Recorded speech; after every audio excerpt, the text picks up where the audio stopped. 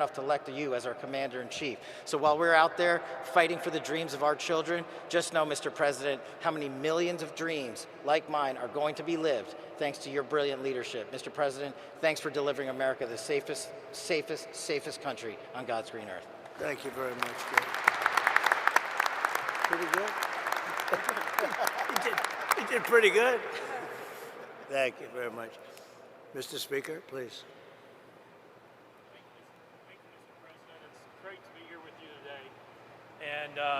And obviously we're in the hottest country, in the hottest state, and now the hottest city, thanks to you. So we appreciate your leadership in that endeavor.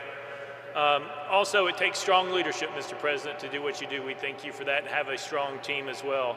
But I'd like to say that I appreciate how resolute you are in your belief and your attitude.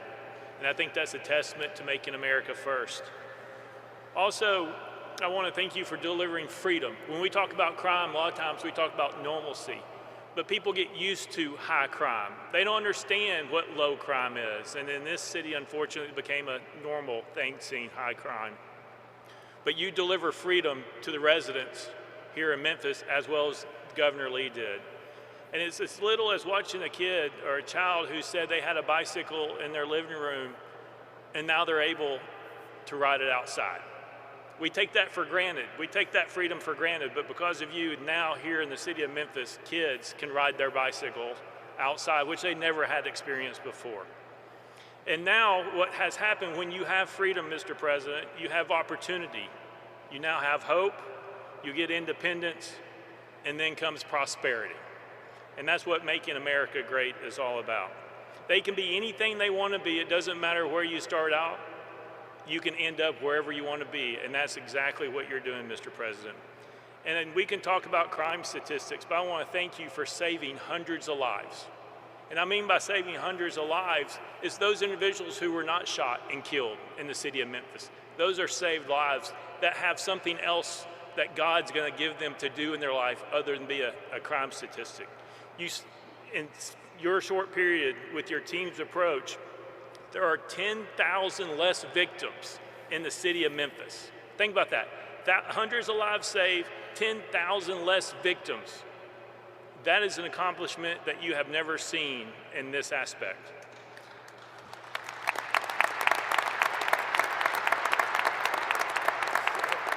And I appreciate your strong team, all your individuals here, also a brilliant mind, and Stephen Miller, who I've been able to work with. And we are working, as you said, on legislation, not only illegal immigration that we're going to lead the country in, which is working its way through the General Assembly, but we're going to Soros-proof the state of Tennessee once and for all. And we're going to take on bail, we're going to take on woke and soft on crime DAs.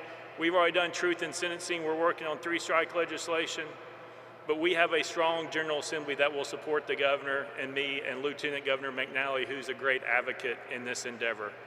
And the last thing I'll say, Mr. President, is I appreciate your resolve to not allow people's words to distract you from your destiny.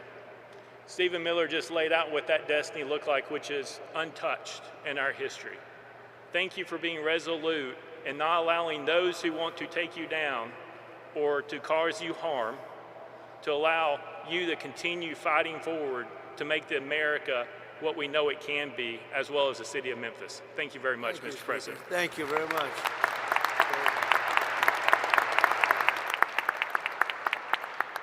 And now we have the ICE director, very important. He's done a fantastic job. Todd, please.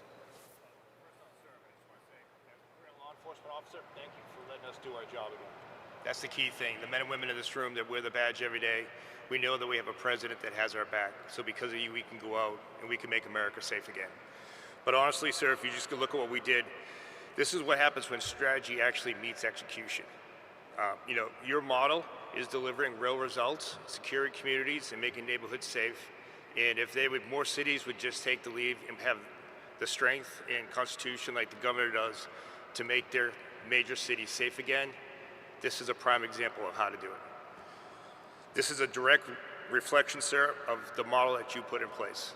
This and the Homeland Security task forces that you put into action with your executive order are really what's going to make a difference to this country. One thing, and Gaddy brought it up, was the Memphis Interagency Fraud Cell That's key to your promise to the American people, that honest Americans that need that funding will get it. What we're doing is we're having a reduction in fraud when it comes to SNAP benefits, mail fraud, and Medicaid fraud. And that's key and important for true Americans that believed in you, that you're going to make a difference to make this country great again. While this wasn't an immigration-led operation, sir, we did have 619 illegal aliens arrested, 7 of those which were Venezuelans that were paroled into this country, or TDA gang members, 1 El Sal that raped a child, and another Honduras male that raped several children. Because of your leadership, we were able to get these violent criminals out of our neighborhoods, and sir, Memphis going forward is going to be the example, as Mr. Miller said, for decades to come. So on behalf of the men and women of ICE, the special agents of Homeland Security, we thank you for your leadership. Thank you very much, Judd. And just, if I might, so you're at the front of a storm. The Democrats have caused lots of problems at the airports and all other places too. We shouldn't be in this position, especially when we're in conflict elsewhere. But how are you doing, and how is ICE doing at the airports and helping out?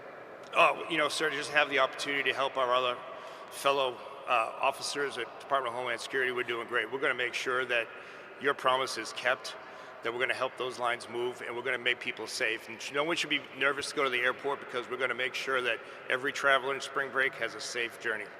I appreciate it. Great job. You're doing a great job. Thank you very much. Rob Cicada, please. Rob. Mr. President, thank you for your assembling of the Memphis Safe Task Force. Your leadership empowered ATF and all of our state and local partners to focus on the most dangerous criminals operating in Memphis. Violent repeat felons, many walking the streets despite having 3, 4, and 5 felony convictions, are no longer doing so. They're no longer walking these streets without the fear of federal and state local and state law enforcement getting together and taking them off the streets. We focused our efforts on the most violent gang members operating in Memphis, so much so that we've decapitated the leadership of the Rich and Ruthless gang and the Vice Lord gangs operating here in Memphis. Their leadership, their membership is currently running the streets without any sort of direction. The gang members are falling apart. They're weakened. Their ability to coordinate and commit violent crimes are broken down because of the Memphis Safe Task Force. We've also been able to identify numerous firearms trafficking task force. Some of the evidence items that you see here were recovered from violent gang members. Many of these firearms were converted from semi-automatic weapons to be able to accept machine gun conversion devices, which now allow these rifles and pistols to shoot full auto. Those weapons were used by the gang members to terrorize this community and